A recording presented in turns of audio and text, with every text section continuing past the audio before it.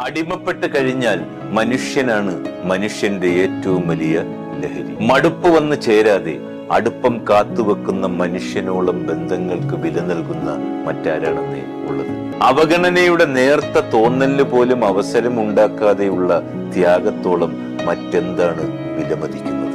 ഞാൻ കൂടെയുണ്ടല്ലോ എന്നുള്ള വാക്ക് ഏതൊരു ദുഃഖത്തിന്റെയും ചൂടകറ്റും. ചേർന്നു നിന്ന് മനോഹരമാകുന്ന ഓരോ നിമിഷവും കൂടെയുള്ള ആളിനോടൊപ്പം സന്തോഷിക്കുവാൻ സാധിക്കുക.